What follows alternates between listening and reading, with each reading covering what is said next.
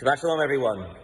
We are holding now in the second parsha of Numbers, the book of Numbers by Midbar, which is actually called In the Desert, which we read before Shavuot, but really it's the book of Numbers because it's all about the census of the Jewish people. As we read about, God gives a census about why does God count the Jewish people. It says, Mipnei Chibasam, because of his love for the Jewish people. And therefore he counted them when they came to Sinai, they counted them after the sin of the golden calf, and he counted them by the creation of the tabernacle, because ultimately that is when we had our relationship with God. He wanted to make sure every single one of us are there by the giving of the Torah and creating a dwelling place for Hashem. And this parsha continues along with the counting. Now we're counting the tribe of Levi, but the name of the parsha doesn't call Ele Pekudei, like we have Parshas Pekudei. These are the numbers, or these are the counts, or book of Numbers. It doesn't say book of Misparim, but the word that is used is Naso. Naso means raise up. And so it's interesting, it says we take the census of Gershon, of the tribe of the Leviim, and talk about their service in the Holy Temple.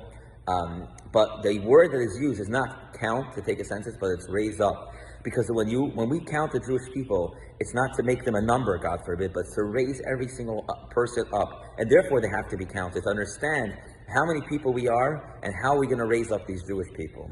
And so it's a very powerful lesson for us. One of the sins that we are not allowed to do in the Torah is count the Jewish people, because we can never put a number on the Jewish people. Actually, in the synagogue, in the shul, when we make a minyan, we don't count 1, 2, we say not 1, not 2, or we use a phrase, Hoshia es Amecha, which equals up to 10.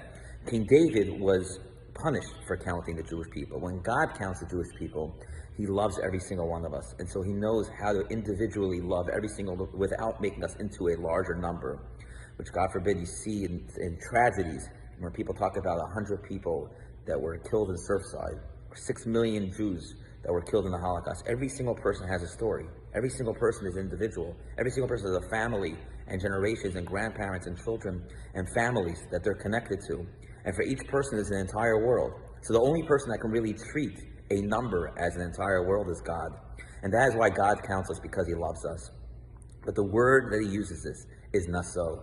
The Naso tells us we need to raise up every single person around us. Realize that we have a lot of friends, we have a lot of community, we have Baruch Hashem, a lot of people in our circles, in our family, but we have an obligation that when we count them, that we make them feel like they're a part of something. We have to always raise them up. And how do we do that? As we just finished the giving of the 10 Commandments, this week we celebrated Shavuot, our oath that we had with Hashem, the promise that we made to God, that we should, that Na'aseh v'nishma, we will do and we will listen through the mitzvot, through the commandments Hashem gives us, is how we raise people up. Today, a Jew walks into our shul, and I asked him if he put on tefillin today. He said, I only put on tefillin in special places. In Rome, the kotel, I said, but you walk into a shul, it's a special place. Right away he said, yes, absolutely, put on tefillin.